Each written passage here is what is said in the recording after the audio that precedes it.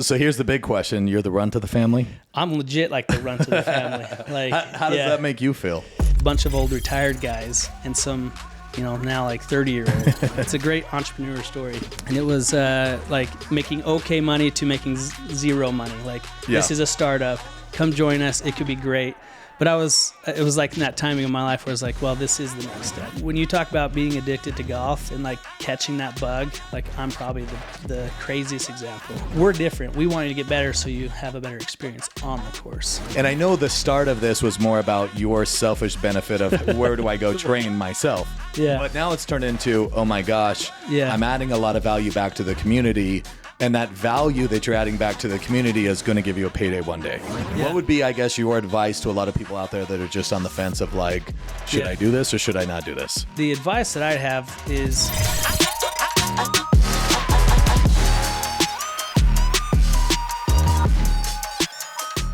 What up, everybody? Excited to be back. We're obviously with Preston from the T-Box. Everybody that knows me personally, I absolutely love golf. Been obsessed with it for quite a long time now, right? So, I don't know. It's fun chopping it up with you a little bit before we got started on this thing. I think one of my favorite things is you just got into golf a couple years ago, which is hilarious. So, kind of what we do here is we just kind of want to know your story, right? I think with you opening up the T-Box, we obviously want to know why golf, how you even got into golf, how you even got introduced to it. But let's rewind this a little bit more. Talk to me a little bit about like growing up, about like family life, sports life. Like what was it like for you growing up kind of around here? And, how did that kind of lead into what you're doing now? Yeah, it's important. So I was the youngest child, which, obviously the spoiled child, right? And I'm just kidding. But I had an older brother and an older sister and my whole family, we just played sports growing up. Always into football, basketball, and baseball, right? The most common, I guess, if you will, as you're growing up. And had an older brother that played at Arizona State and then played for the Browns. And I saw what it took to train to compete at the top level. And so just when I grew up, I had that example of like whenever I competed, I played baseball competitively, and it was like, I just saw that training and what it took, right? Yep. And so we were always into, like, my dad was always taking us to the field and playing, right? And so sports was a big part of our life, and we learned character from sports too, and it has transitioned into business and working with other people and whatnot. So it was always a ball or a bat. Something's always going on, right? Yeah. What's it like having an older brother that makes it to the league? It was cool, like he's 7 years older than me. So like when he was going through college, I was in, matter of fact, when he got drafted, I quit playing football. It was kind of funny. I was like, what are you doing? I was like, well, he's 6'4". Yeah. I'm 5'9". There's a big difference. But correct. It was really neat experience for our whole family to not only, see his work ethic and what it took to be at that level, but to go to the games and go through that experience of getting, signed by a team and going and being underneath the stadium with them. It was really, really neat. Just out of curiosity, how long was he in the league for? 6 years. And did he enjoy it? Did he hate it? He loved it. It was his, he was middle linebacker. He just loves hitting people and getting hit from fullbacks. And so at the top level, he's sustained every injury you can think about, and he still loves it, and it's been a big part of his identity. So here's the big question. You're the runt of the family? I'm legit like the runt of the family. Like, how does that make you feel? I always say, my brother and sister got like the brains and the skills from like, being in the NFL. My sister's a very successful business lady, and I just say I got the grit, like I'm the one that just always wanted to hang out with them and their friends. And, I hustled as, I had to as the youngest and try to, eat the leftovers that they took my dinner and stuff like that. Right? There we go. I think that is just carried on to, being able to always work for what you earn, and that's kind of the big thing in how sports related in our growing up. It was like, you're not going to compete or get on the field unless you practice, and same with life. Like, it was always like, my mom was a school teacher. Like, we didn't have money, so it's like, you always have to work for what you get. Correct. Talk to us about like you going through high school, go to college, coming out, doing your career. What were you first doing? Did you end up going to college? Yeah. What did you end up doing there? It's a great story. It's a great entrepreneur story. Yeah. Okay. So After high school, I served an LDS mission in Boston, and it was awesome. Yeah, Boston's a great city. Named my firstborn after Boston too. There we go. But came home, and about a year later got married, and I was going to school at Weber State and doing the professional sales program. But after I got married, we had a kid pretty quick. We had a 1 month old a month before our anniversary. So it was like, get to work. Yeah, You've got a family to provide. So college turned into very part-time and full-time job. Yeah. I started working in a sales role, which was new to me. And I always wanted to work with people. As I grew up, I was always being able to talk, and I love just kind of like the solution-oriented type of experiences I've had. So got into sales, and it just evolved to where my career was taking me. School couldn't, right? Yeah. And at the same time, I got introduced to a startup, which I was 24, and had 2 kids at the time. And it was like making okay money to making zero money. Like, this is a startup. Come join us. It could be great. But it was like in that timing of my life where I was like, well, this is the next step, right? Like, I wanted to take a chance and take a risk. So, yeah. What's it like? I guess walk me through the conversations with your wife, right? Yeah. Because at 24, I wasn't married, so taking those risks are pretty easy. Yeah. With having some kids, obviously having some responsibility, was your wife working too? Was it something that you were just like, hey, I would love to do this, but don't know if I can? Or what? Yeah. Going through that phase of life, what was it like with you guys? It was stressful, right? Like, you look at having 2 kids, and now I was 26 at this point. We got busy. We had 2 kids like 3 years into our marriage. So it was like already we were just rolling, And so when this opportunity came, we both saw the bigger picture. We knew that there'd be a little bit of sacrifice, because that's what the startup life is. Like, you've got to get it off the ground. And I had been in 3 or so years of sales to where, like, if you can get into a startup and it helps jumpstart your career too, right? You can work up the ladder in sales and, be a CRO down the road, and that's great. But you got to go get your, master, you got to go crazy in school. And it just wasn't there for me. It was more, this opportunity came and I could wear multiple hats. I could help build a sales team. And I saw that jumpstart my career, and my wife saw my passion. That was one thing, it was like, well, Preston, we still have to pay bills. We will, and that's about all we had for the first years, just to pay bills. But it was really exciting, both of us as a family, to see it take off from a startup. That's something that, regardless the income, the experience was something I've taken with me. That's what I was going to say. With being with a startup, do you feel like you've learned a lot more in life, probably in that 1 or 2 years of working that? Than college. And doing that, then anything at college, right? Yeah, I am for sure not. I support college and degrees. Don't get me wrong, but I learned a lot, and it was something where I learned a lot more about myself, and how to get through experiences, and how to. That's kind of the grit, right? When it's hard, do you quit? Do you do something different and try? It's like that very solution-oriented person. Yeah. Let's kind of pivot. Okay. What year did you get introduced to golf? How did you get introduced to golf? Yeah. And why golf? Yeah. So I go into kind of pivot from my career, because it actually does kind of tie into the golf. We built the company was called Team, the startup, to 150 employees, sold to a company called WeWork, if you're familiar, right before their crash. And so perfect timing for us. It was interesting to go through that experience for sure.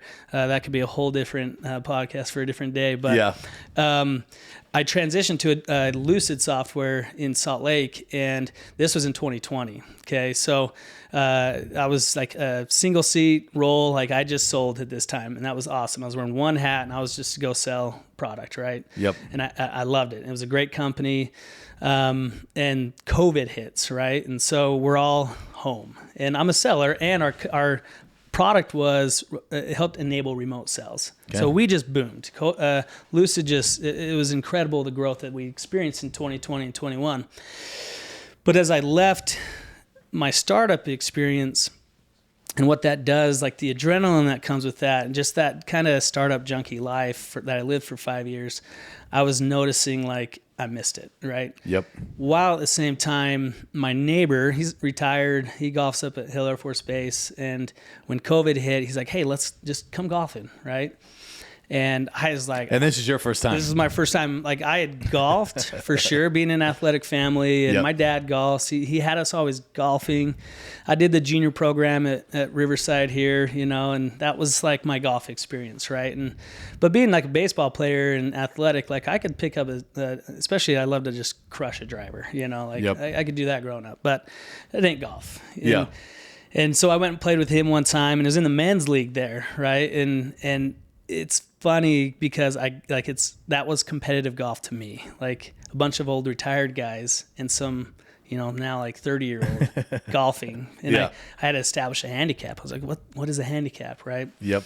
So I established a handicap, and I mean, when you talk about being addicted to golf and like catching that bug, like I'm probably the craziest example. Yeah. So how long you been playing now? 3.5 years. 3.5 years. Yeah. What's the handicap at now? I'm a 8, 9. There we go. Depends. You There we know, go. I can have some good days. Definitely have some bad days. Yeah. Yeah. Talk me through kind of, you know, this whole golf experience, Yeah. you know, with these startups, with kind of doing that during COVID and all that stuff.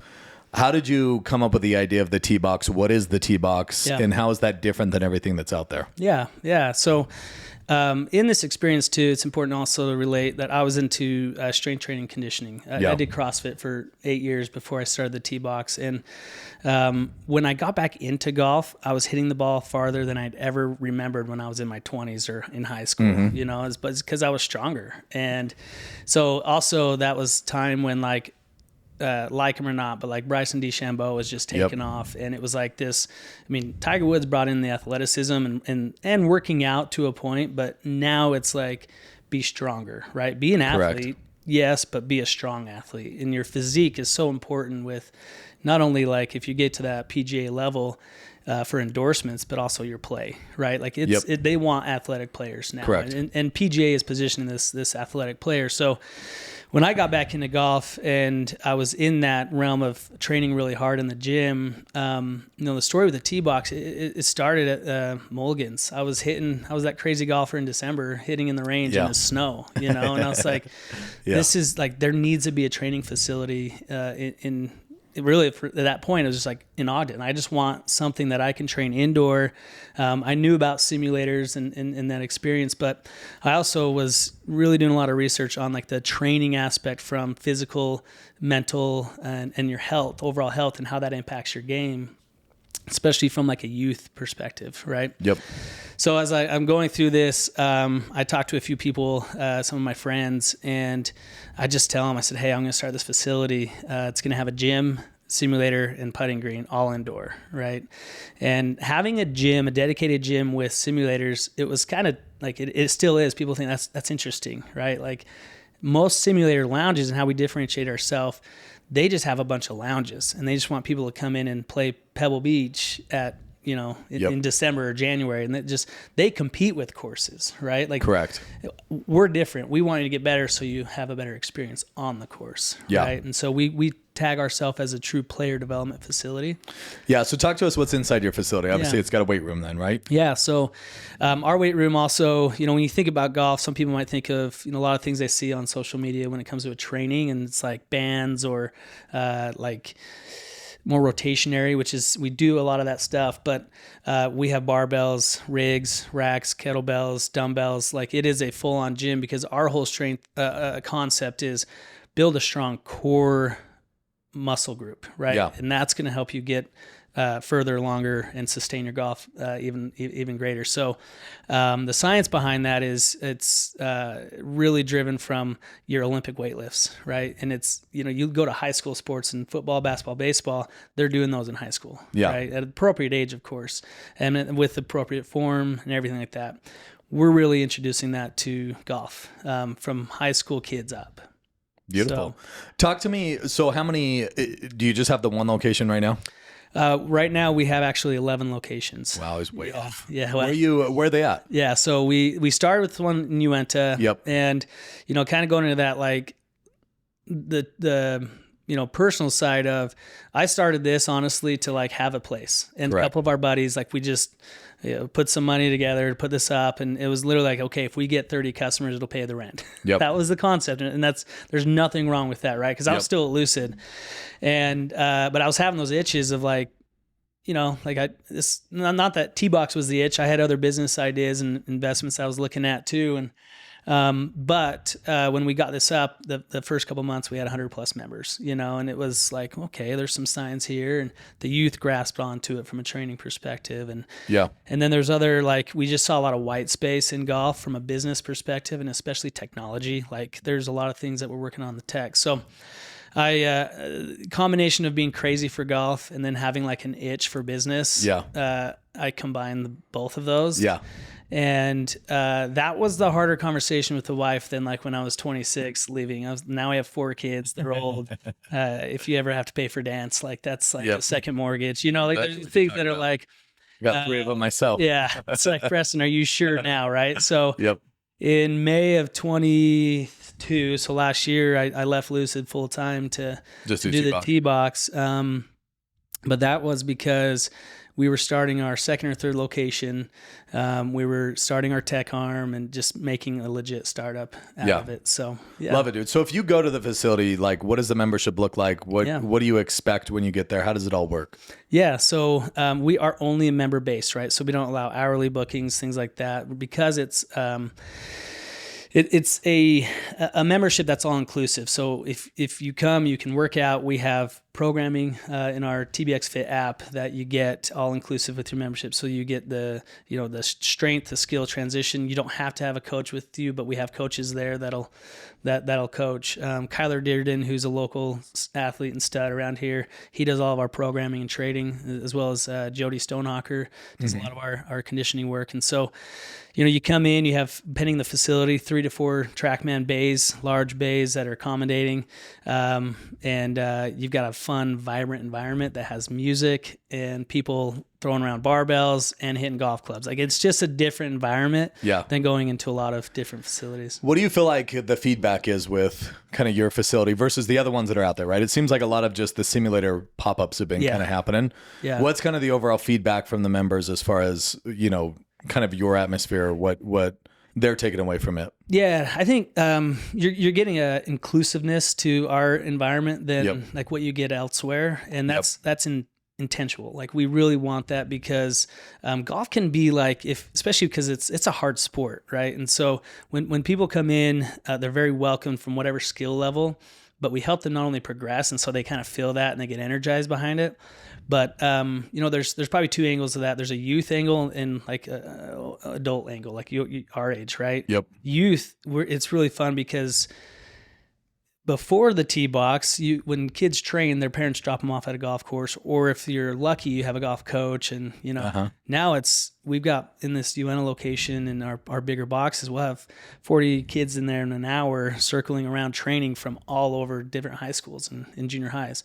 And then it's fun to see them post on social media that they're playing together, right? And so that's that connection that people are starting to connect because of the environment, right? Correct. And same with adults, right? They're starting to kind of see each other progress in their experience at the tee box, and then they relay it on the course and see them play. Yeah, so it's fun. Do you guys have coaches there for like golf coaches? Do you guys have coaches there that are on the site? Yep. Do you have to? Is that an extra booking? Or is that just part of the whole fee? Yeah, so you can do like a one-on-one session with the coach, and that is an extra fee for the coach, and that's how we have a relationship with those coaches, so they can have benefit from the facilities, especially like winter, right, where they don't have anywhere to coach.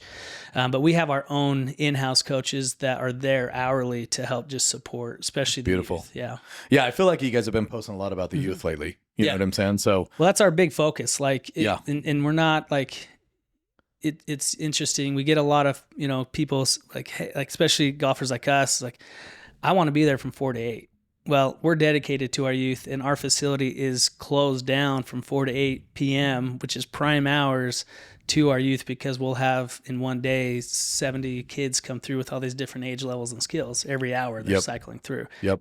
So that's where we differentiate ourselves. But the members like you and I see that and they fit in. And we have bays that are open. They'll come in and hit still, but there's like our full facility isn't open to them. Yep. And it's fun to see them hop onto that bandwagon because they see the next generation really like thrive in training. Yeah. Here's a question for you. So like, obviously you always know about like golf coaches at actual golf courses, right? But with you having kind of the training facility there, what would be your advice, or what would be kind of the upside to working out and developing golf at your place versus just getting one from like a local pro? Yeah. If you were just getting into golf, or if you were just getting started, like, what do you see the pros? Is it the rotation side of it and the workout? Is it the actual like, hey, we got everything just in one little section here, so we're going to work you out, plus we're going to take you over to a coach and work on your swing as well? You know, what do you see the benefits of it? And next question is, do you feel like there's a downside hitting into a screen versus being out on grass? Yeah. So I'll kind of answer your first question because that's actually an easy one for us compared to like any other simulator out there. Yep. They do want to compete with the green grass because that's how they make their revenue, right? With us, we make our revenue because the golfer gets better on the green grass because of what they do inside, right? Yep. And so with that, to your first question, you need to have that green grass play. There's nothing will replace that touch and feel that you're going to get actually taking divots, actually hitting on your soft game around a green, right? But where TrackMan comes in specifically is the data around that progression, right? So if you're like me and where I got into training, I was a 20 handicap, and I actually didn't get any lessons. I've only got one lesson from one of our coaches and that's not like a pride thing. That's just like, I just didn't get a lesson. Yeah. It's like ironic, right? You think I would have at this point.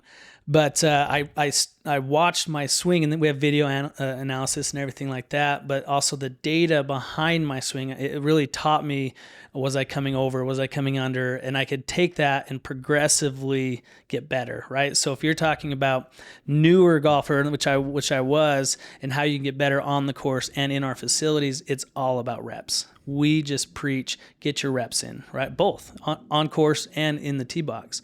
And so that's why a lot of the youth and their parents like what we're doing, because we also give access to on-course training through our relationships with the courses, right? Yeah. But we don't ever want to say we're going to replace the course. That's not at all what our methodology is. Our methodology is very much so you have to put the reps in at the tee box, and it kind of goes back to my raising around sports. Like, if you really want to compete, you have to practice when you're free, right? You have to practice. Like, again, if it's you and I trying to get better, just as a parent, I put my kids to bed at 8:30, and I'm at the tee box training, you know. And if it's Parker Bunn, who's trying to be one of the best college athletes out there, he goes to Bonneville right now, and he accepted to Oklahoma State. He's just a stud, winning everything he touches right now. It's because he's at the tee box 7 times a week. Yeah, you know what I mean. He's working on his game. And so it's just that difference. Like, if you want that added difference from being an amateur 13 handicap to a 7, like, that gap is training off the course. Correct. To a point, right? Yep. No, I love it, dude. Talk to me more of the business side of it, right? So you obviously had a concept. Was it self-funded? Did you guys go out and get investors? What's kind of the big headache of a startup for you, especially going through all this? Like, was it hard to get the right simulator in? Why did you choose TrackMan over a different kind of system? What was that whole experience like, just trying to get it going? Yeah. So, again, early on, since it was not designed to be like a full-time big business, it was, I want this facility to be like the best player development facility in this area, right? Yep. And so the advisement that I got and my research was like, TrackMan is the right simulator because of the not only obviously pros use it, and that's, they get the benefit from the data, but also I'm a software guy, so like the user interface was the best out there.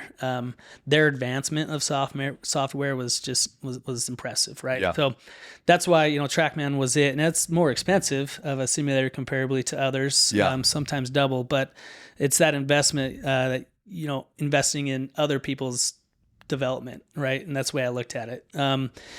So the business side, when we started this, it was just our own money. It was just, let's put this together and it'll be a fun facility in Ogden, Utah.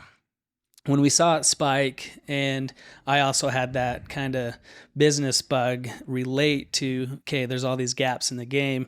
It was, we need to grow this. And based on my experience, and I can't relate to, like, my business partner, he bootstrapped his business. And then, after 15 years sold it and had a great exit. Right. So for him, it's sometimes like, Preston, you're running really fast. But my experience with my last startup was, grow, and bring that impact and disruption, right? And so with where golf is, and that's happening in the game of golf right now, we took the emphasis of going and raising capital. We treat this company very much like a Silicon Slopes tech company, what I'm used to, right? And so we've raised a Series A fund, and that's helping us grow. We've acquired 2 businesses now, the simulator lounges, right? Cool. One just last week that had 5 locations that really helped double our footprint in the Salt Lake and Utah County area. And so we are in that mode where we have to have the physical footprint right now to make that impact. And so going and capturing the brick and mortars are important to us because we can't bring it otherwise. Our software app is coming behind that, kind of like a vacuum effect, and we'll promote it through our growth, and that will help us get out of our walls, right? But it's to grow this and bring it to a bigger audience faster. Awesome. How are you guys attacking the kids? Like, how are you guys getting out there, letting them know about the training facility, letting parents know about it? Yeah. That this is the place to come train your kids year round. Yeah. I think, for us, it's if we have to tell that, like if a T-Box has to tell that story more than the youth that already are experiencing the T-Box and getting benefit from it, then we're doing it wrong. Does that make sense? Yep. So a lot of our athletes, and this has been really exciting to see, they are self-promoting because of what they're seeing in their game, right? And so it's fun to see. We get messages on Instagram often in our social channels about, hey, how do I become a T-Box athlete? And they're not in our markets, right? So that's a fun kind of organic thing that's happening. And that kind of brings just that, like, the crazy meetings and the grit and the 20 no's to 1 yes of an investor, like that a hard time it takes to bring one of these up. Yeah. You get one of those messages and you're like on cloud 9. It's like, it's awesome, right? Yeah. So to get to your question, it's just like we're trying to create an organic energy of like what the T-Box can bring. And we push it. Yeah, we do our traditional marketing and everything like that. But we just launched a cool relationship with Built Bar. And so all T-Box athletes that get to a certain level will be Built athletes. And so we'll be doing a lot of collaboration together. Built will help support them and get them on in their journey of competition. And so those things obviously help us and the athlete and Built, right, with them getting their story out. And same with PXG. They're a big brand ambassador of ours, and we work together on a lot of collaborations. And so it's been unique to be able to have those relationships with brands like that. And I'd say that's where I've been excited the most, when you see brands of that nature be accepting to us and want to work with us. Yeah, want to market with you, want to get out there. What's probably been, I don't know if you've got a success story for us, but I don't know if it's one of the kids at the place, but what's probably been one of the most exciting things for one of the kids that have been getting trained there? Would it be that kid that you mentioned from Bonneville? Is it somebody different where you just seen them totally develop and they've been able to, kind of take the amateur side by storm with like state AMs and things like that? Yeah. Has there been a big success story yet with T-Box? There's a few of them, like, to be honest. Parker Bunn was a kid who already had the talent. Yeah. And where the success story there was, he had a place to foster his drive. Does that make sense? Like, he is there, like, I should charge him rent. He's there. So and he won. And, from his experience at the T-Box, sure, we could say, hey, there's relatable credit there. Like, but it's his drive. It was the talent and skill. We have a handful of kids. There's one, Cole Taylor, who is out of Farmington High School. He looks like he should be like a tailback, and he actually wrestled very competitively in state. And when he got the bug as well from like what competitive golf feels like compared to also other sports, because I think that's the thing with youth especially, is like, if you play other sports and you compete and you're at games, you don't relate to what competing is in golf. It's until you do it. Yep. And sometimes if you don't have that parent or that influence to get you in competing in golf, you never will relate, right? Yep. So what we've done for these athletes, and Cole Taylor is got him into competing in golf and really feeling like, hey, this is what it feels like to place, to take third, to take second. But man, what would it take to be first, right? Yep. So to see Cole like saying, you know what, I'm going to just focus on golf and quit wrestling, which we don't like we love multi-sport athletes, right? Yeah. But like just his story was, I'm going to golf and I'm going to golf competitively. And from his sophomore year is when we really opened the tee box and had this youth program to now, about a year and a half later, he's now been verbally accepted to Utah Tech and he's going to play with them and he's winning this in the tournaments awesome. right now. It's just fun to see that. And then the other really neat thing is to see women's golf and like they get the shaft when it comes to, they play in the spring and Yep. it's hard in high school, especially, right? Yep. And so this year we had Morgan High, Bonneville, Northridge, Fremont, Roy, a lot of them train in our facilities up here in Weber County. Snow. And when it was snowing, Yeah. and Morgan, Bonneville, and Northridge took second, but Morgan and Bonneville took first in state. That's Morgan cool. had taken first in state for forever. Long We have a location in Morgan, right? So they Yeah. were able to play and get a head start Yeah. comparably. So those are fun kind of success Yeah. stories. I know golf's like a daily thing. You know what Yeah. I'm saying? It's probably the most consistent sport that you got to stay on every Oh, single day. yeah. It's the most frustrating thing. Yeah. You know what I'm saying? Oh, it can get you. What's the future for the tee box? We chatted a little bit about it, but I don't know Yeah. if you can talk about it. I think it's pretty awesome. But what's kind of your future vision for the tee box, and what are you guys trying to Yeah. do and develop now? Yeah, so we really want to impact this ecosystem around golf, right? So with the training and player development indoor, that's important, and we've got a good head start there, right? We're getting relationships with golf courses and also starting to work into golf courses to manage. So those are future things that we can announce and talk about. But then right now we're working on building an entertainment range in Ogden that have 52 TrackMan bays. Yeah. We partnered with the company Utah down in Ogden, and it's going to have a brewery on site, and it's going to be the entertainment hub in Ogden, which Yeah. we're really excited about. And so, I mean, that's a massive undertaking out there, and we break ground in a couple weeks, which That's we're awesome. excited about. How long is it going to take to build? About 10 months. Is it? So everything's been lined up. The economy just didn't really help us much on Yeah. some things, but also the winter, we were supposed to dig in the winter, and then that delayed it a little bit with how long Yeah. of a winter we had. But the whole idea there is we can hit all the kind of crowds in golf and bring them value, right? So if you want to just come and play and train, our boxes are there for you. If you want to play on a course, our relationship with the courses, and if you want to come and have fun and bring your friends and grab a drink and hit, we got our entertainment as well. Yeah. So, No, that's exciting because like we just had, I'm just trying to think here. I mean, even for work, we just had probably almost 300 people show up between Top Golf Oh, yeah. and then the one down in St. George called Big Shots, Yeah. right? Mhm. And it seems like everybody just loves the environment. Yeah. You know, it's to me, it's more of like, let's just go hang out and eat some food and Yeah. hit a couple balls and see who can hit it over the fence. yeah. And that's right. about it, right? Yep. But Yep. no, I think you hit it on the head. I mean, from just an entertainment aspect of life, to me, I think it's very brilliant that you're opening up that place in Ogden because it's a big branding aspect, Yeah. right? People notice what the tee box is, then it just leads into, hey, this is what we're really doing for the youth and for training, and then it really just bleeds down into, hey, what are we doing on the course? Yeah. You know, so you're kind of capturing that whole aspect of the overall golfer, Yeah. which I think is a lot of fun. Yeah. You know, because then my wife might understand why this addiction costs so much money. Yeah. you And then know? maybe she gets into it. I'm still working on it, right? Getting my wife to get into it. They'll never understand. Yeah, You no. know what I'm saying? Yeah. No, dude, I think your story is pretty awesome. I think what Yeah. you're doing for kids is pretty unreal.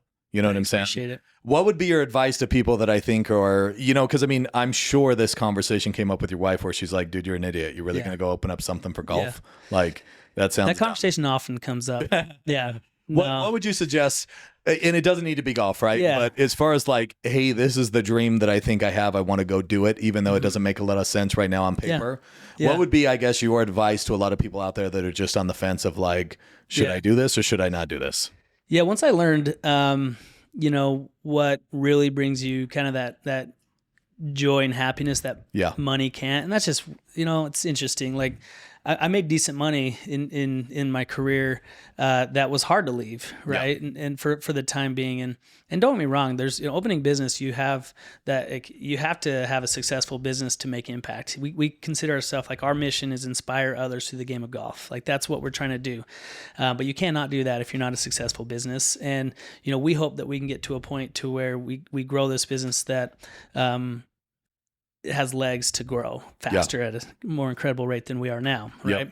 But the advice that I'd have is, you never know what you can achieve until you take a risk. Yeah. There's just something about having your back against the wall and like learning more about yourself out of your comfort zone.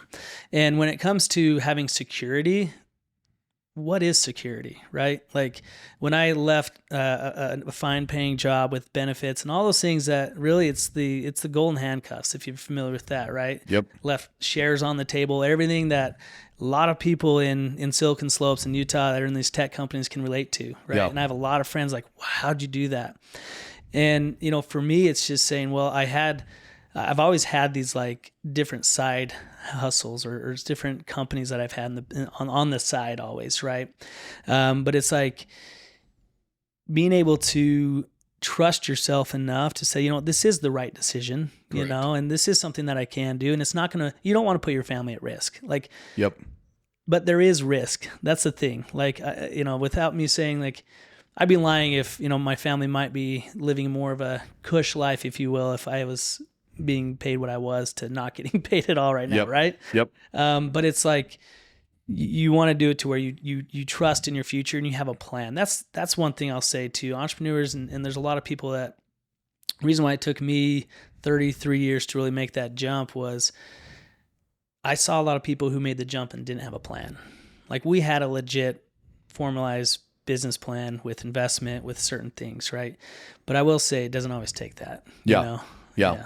No, I think it's interesting, right? This will probably make you laugh, but scrolling through Instagram, Steve Harvey popped up, and anytime Steve Harvey pops up, it's like, I'll listen to him because I think he's always right. You know what I'm saying? And whether you believe in God or not, I think this is very true, which is everybody's put on the earth for a purpose, right? You just have to figure out what your purpose is. But there's always an equal and opposite reaction where the adversary, whatever you want to call this thing, that's always going to make you doubt or not go through with whatever you're feeling like you need to, right? Yeah. And so his advice was, if there's a plan inside your head, there's a reason it's put there, because your plan is not my plan, and it's not anybody else's. You know what I'm saying? Yeah. But there's always going to be an adversary that's always going to stop you and make you second guess it, right? So when you talk about, this whole shares and money and making money and like, we could have had a great life, it would have been totally fine.